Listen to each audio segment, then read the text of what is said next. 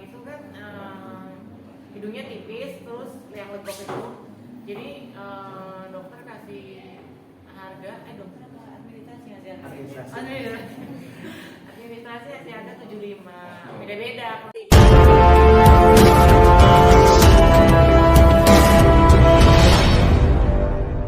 Udah sempetin datang di kegiatan Jenny hari ini untuk reparasi hidung sama dokter Danu.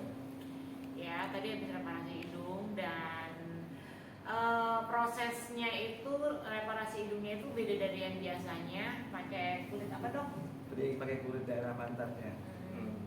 Jadi karena kondisi Mbak Jenny kulitnya agak tipis ya, jadi kita perlu tambal, kita ambil kulit daerah pantat karena agak tebal supaya kulitnya kembali tebal. Dan tadi sih pas di ruang operasi itu, karena kan ini reparasi ya, jadi operasi kedua kan. Itu aku biusnya itu bukan bius lokal sih, bius setengah sadar ya. Iya, setengah sadar. Bius setengah sadar, terus dokter pas itu ngebangunin, ini udah pas belum gitu. Terus ini belum pas, Dok, ini pas yang kedua udah pas gitu. Jadi oh iya, kalau di Indonesia itu perbedaannya bisa ini, kita bisa melihat gitu loh, Dok. Kalau di sana kan udah langsung jadi aja gitu. Ya, karena kan yang bagus buat Mbak Jenny belum bagus buat kita kan. Nah, jadi kita perlu di sesi konsultasi atau sesi waktu operasi, jadi Mbak Jenny harus tentuin mau bentuk mana yang pengen suka gitu. Nah, kalau misalkan kayak Jenny kan ini penyembuhannya berapa hari sih, Dok? Nah, nanti kalau 3 hari ke depan akan bengkak nih, kalau bengkak. Nah, setelah 3 hari itu bengkak mulai berangsur-angsur mengecil. Ya, nanti bisa kelihatan setelah 1 minggu kesini. Bengkaknya sampai sini atau enggak? Enggak. Oh, di daerah hidung aja. Hidung aja. Ya. Oke. Berarti nggak boleh masak ya? Kenapa? Iya. Baiknya dikurangi dulu aktivitas ya. Aktivitas Ya, sama Pak saya. Jadi nganterin anak sekolah boleh? Boleh.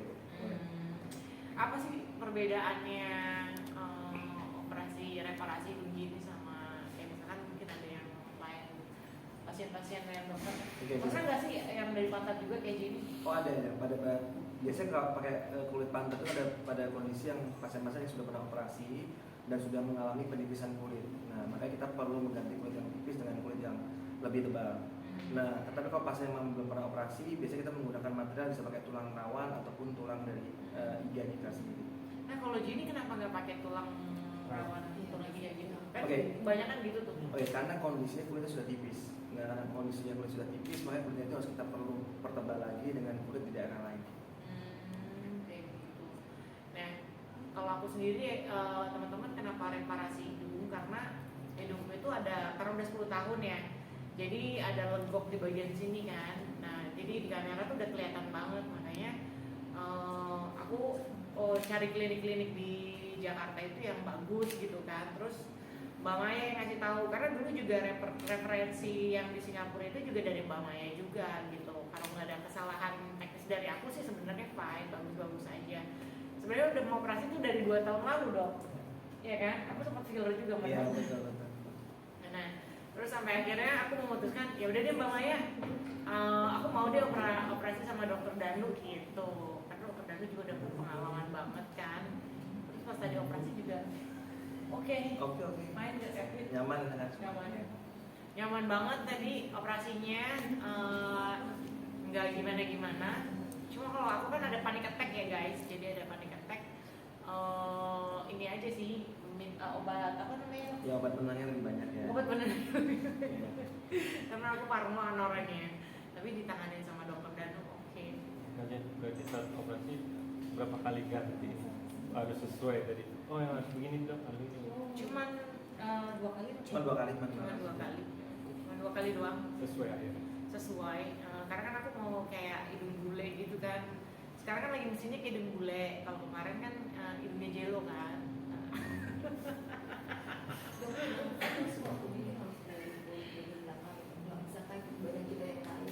Sebetulnya bisa diambil dari kulit bagian mana saja sih. Cuman biasanya kalau kita mau ambil itu dari kulit yang memang cukup tebal.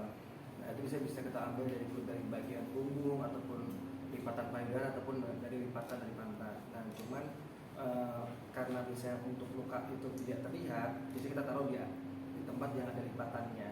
Nah, bisa di tempat lipatan mana yang tebal, itu lipatan di daerah pantat ataupun lipatan payudara. Ini sendiri rasanya gimana sih sekarang ini dengan hidung baru ini? Rasanya sih aku suka, tapi masih baal kan, sampai bibirku ini masih baal nih. Minum teh juga tadi dari sini kan, karena masih baal banget. Tapi pas lihat hasilnya aku suka, penasaran banget kalau pas udah dibuka perbannya tuh kayak gimana gitu. Tapi kalau aku lihat memang atasnya udah tinggi gitu kan, di bawah sininya juga tinggi. Jadi dokter bikin memang sesuai dengan bentuk aku gitu. Karena kalau terlalu tinggi ini ya dok, takut jebol ya. Ya, takut jebol dan nggak cocok juga dengan wajah Asia ya. Itu. Jadi tadi dibilang ada kesalahan yang akhirnya harus direparasi. Kesalahannya apa sih menurutnya? Iya dulu tuh karena baru pertama kali operasi, jadi aku tuh kan abis buka perban tuh kan ada komedo kan. Nah aku pakai penghilang komedo yang besi kecil itu loh. Ternyata 3 bulan kemudian tuh perubahan hidung mulai kelihatan tuh. Nah pas udah berapa tahun ini, kok kelihatan banget ya di kamera gitu. Jadi kayak nonjol sama legok gitu loh. Nah karena udah ada pengalaman, makanya sekarang hidungnya nggak mau diapa-apain gitu. Walaupun kata dokter boleh tidur miring kanan kiri, aku nggak mau deh, aku jadi begini aja. Nah dok, sebenarnya ada tantangan apa sih dok kalau misalnya untuk orang yang harus operasi hidung? Ada tantangan tertentu yang nggak boleh dilakukan? Kalau untuk pantangan sebenarnya tidak ada. Cuman untuk karena kita pernah melakukan operasi hidung, maka proyeksi hidung kita pasti akan lebih mancung. Nah pasti kita harus lebih aware dan notice kalau kita melakukan suatu prosedur di daerah hidung, ya, untuk lebih berhati-hati pastinya. Itu kan untuk selamanya atau dalam rentang waktu tertentu? Sebetulnya untuk selamanya ya, karena ketika kita melakukan pemasangan prostesis ya, berupa implan ataupun tulang rawan, tentu kita harus lebih berhati-hati karena pastinya ketika proyeksi itu lebih tinggi pasti akan lebih gampang fragile untuk mengalami suatu gangguan. Biasanya jangka waktunya bisa berapa lama sih nih dok? Apakah berapa tahun sekali kita harus cek lagi atau ada yang sebaiknya atau gimana? Ya biasanya kalau kita melakukan prosedur operasi sebaiknya setiap minimal 6 bulan sampai dengan 1 tahun melakukan kontrol dengan dokter yang melakukan tindakan bedah plastik. Dok, mengenai kesulitan nggak sih? Karena kan ini dulu pernah di operasi juga ya, mana di luar juga gitu. Enggak sih, kalau tadi operasi lancar ya, Mbak Jen juga kooperatif ya, terus habis itu saya lihat kondisi juga masih bagus semuanya ya, jadi nggak ada kendala yang berarti sih. Untuk pemulihan jahitan itu jenis obat apa aja nih dipakai? Ya paling hanya obat-obatan berupa antibiotik, painkiller, dan berupa vitamin untuk mempercepat penyembuhan luka. Sama kayak salep gitu ya dok ya. Ya salep yang diberikan untuk menjaga luka. Ya. Terus pengaruh cuaca bagaimana? Siang atau malam atau Tidak ada masalah, tidak ada masalah. Ya. Kayak untuk buka jahitan berapa hari? Buka jahitan yang kita lakukan 2 minggu. Oh 2 minggu. Iya. Oh 2 minggu buka jahitan guys. Tapi kalau aku ada panggilan syuting boleh syuting? Boleh. Yang tinggal dilepas aja pakai wake langsung boleh. Ya. Kita kan begini aja ya. Kalau pilek repot tuh, boleh pegang-pegang nih. Nggak boleh pegang-pegang say, nanti bengkok. ini dok, Lagi untuk dampak sampingnya ada dok. Untuk hasilnya gimana sekarang? Memuaskan? atau- Hasilnya sih aku suka, makanya aku penasaran banget kalau udah buka perban. Karena tadi kata temanku ininya kan tinggi kan, terus kayaknya sih kayak hidung-hidung bule gitu kan. Karena aku memang setiap kali mau operasi aku kasih contoh hidung yang aku pengen gitu. Kayak sekarang ada, ini aku mau hidung kayak bule nih, kayak gini nih hidungnya. Kata dokter oke, tapi kamu nggak bisa yang terlalu tinggi ya gitu. Adakah tren hidung dok untuk Tahun ini tahun ada tren hidung ya, Bro? 2023 Ya, apa? sebenarnya tiap tahun mengalami perubahan tren ya, Ah. bentuk hidung ya. Dulu ada suka bentuk hidung yang hidung yang tegas ya, terus kan ada bentuk hidung yang melengkung ya, ujungnya lancip ya, tentu berubah-ubah seiring dengan mode ya. Nah cuman mungkin yang perlu dapetin pesannya adalah sebenarnya kalau operasi plastik itu nggak semengerikan itu ya. Jadi kadang-kadang kalau lihat kan fotonya kayak biru lebam penuh, mukanya digius macam-macam ya. Padahal nggak sakit.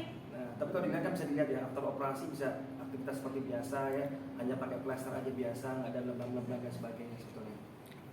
Jadi dok kalau operasi sekarang sudah menjadi tren ya? Ya, udah cukup jadi tren. Jadi operasi itu menurut saya bukan suatu hal yang tabu, mengerikan, ya butuh downtime yang lama ya. Nah seperti kayak Mbak Jen ini sebenarnya kalau udah selesai begini, silakan kalau mau aktivitas ringan silakan. Mau jalan-jalan ke mall juga nggak ada masalah. Ya. Oke dok, untuk biayanya sendiri tuh bagaimana tuh? Reparasi Kalau hidung ya, ini. ya terjangkau ya. Kisarannya tuh Ya terjangkau. Ya. Jadi kalau reparasi enggak nyampe. Reparasi tergantung kerusakan. Tapi kalau Jenny kerusakannya itu kan hidungnya tipis, terus yang legok itu. Jadi dokter kasih harga, dokter apa administrasi ngasih harga? Administrasi.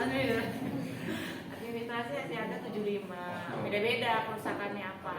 Tapi aku dapat diskon gitu. Jadi ya lumayan lah gitu. Terus kalau misalkan yang belum pernah operasi itu lebih murah Dok, lagi. ada satu lagi pertanyaan. Itu kalau saya dari 5 tahun, 4 tahun, kita punya rasa stres, bagaimana, ada dampaknya nggak? Saya menurut dalam segi sakit hidung atau apa, nggak ada. Sebetulnya kalau tindakan operasi hidung ini relatif permanen ya. Jadi sebetulnya sering dengan waktu sebenarnya tidak perlu kayak maintenance yang perlu berarti. Cuman kadang-kadang kita perlu cek ya. Karena seperti kita tahu kita mengalami proses aging dari hari ke hari, bulan ke bulan, tahun ke tahun. Makanya kita perlu cek apakah posisinya masih bagus, apakah kondisinya masih oke, apakah kondisi kulitnya juga masih baik. Nah itu yang kita lakukan pengecekan. Dok, pertanyaan orang awam atau konyol gitu. Bener gak sih dok kalau orang operasi hidung itu katanya nggak boleh nyicil? Oh boleh ya. Jadi kalau operasi dilakukan dengan benar ya, jadi hidung pun juga rasanya juga kan seperti hidung asli kita. Jadi kita juga boleh begini tidak. Ya jadi dia bisa gerak-gerakan seperti hidung normal. Dok, beneran sih kalau orang udah sekali operasi tapi tangguhan pengennya itulah katanya sakit lagi dok. Ya jadi karena konsepnya ketika pasien melakukan tindakan operasi plastik, mereka jadi getting notice, jadi getting aware, jadi ngacak mulu gitu ya. Jadi ngerasa ada yang kurang apa ya, kurang ini gitu. Dikit, jadi kadang-kadang bikin ketagihan. Nah jadi kalau kadang-kadang kita sebagai dokter yang baik kita harus bisa mengerem pasien yang kadang-kadang udah bagus, udah cukup. Jadi nggak perlu lagi kita lakukan tindakan lagi. Kalau dari Pak Jenny sendiri ada lagi nggak untuk yang Sebenarnya mau sudah lemah tapi aku takut. Sebenarnya mau sudah lemah paha atau tangan gitu, tapi aku mikirnya masih panjang gitu. Karena ketakutan yang berlebih aja sih, kecemasan yang berlebih. Cuman sebenarnya mah nggak apa-apa ya dok ya. Apalagi kalau tidurnya tadi kan. Iya. Kayak tadi waktu operasi kan enak nih Mbak Jenny, dok agak nggak nyaman nih, agak panik nih. Nah kita kasih penenang. Iya, tidur lagi. Iya. Dok, maaf, lebih mudah operasi bikin karet hidung atau untuk payudara, dok? Nah sebetulnya tiap operasi tidak ada yang sulit, tidak ada yang mudah. Nah jadi operasi itu adalah yang sulit adalah ketika kita menyamakan persepsi antara pasien dan yang mau kita provide. Nah itu yang perlu kita dapatkan dari sisi konsultasi. Nah makanya waktu sesi konsultasi perlu disampaikan keinginan pasien. Oh saya pengen hidung seperti ini, saya pengen payudara seperti apa. Nah dokter juga harus menyampaikan batasan-batasan mana yang bisa dicapai dan batasan mana yang tidak bisa dicapai. Oke, 2 pertanyaan lagi ya. Selain operasi hidung, apa aja di sini klinik sini? Ya, Operasi. kita menyediakan operasi dari ujung rambut sampai dengan ujung kuku ya. Kita menyediakan tanam rambut ya dengan robot, kita menanamkan dengan hidung, mata, telinga, ya, payudara, organ intim sampai dengan liposuction, pemindahan lemak. Kalau untuk pria, maaf, bisa juga. Nah kalau untuk Bisa nambah rambut loh. Bukan, untuk bawah, maaf. kalau untuk pria kita juga melakukan Besar tindakan itu untuk bagaimana? pembesaran organ vital ya. Nah kita juga untuk melakukan perbaikan vitalitas untuk pria juga. Dok, ada yang nanya kalau untuk dagu bisa juga nggak? Bisa untuk ya. Kisaran berapa dok? Ya terjangkau ya. Nah,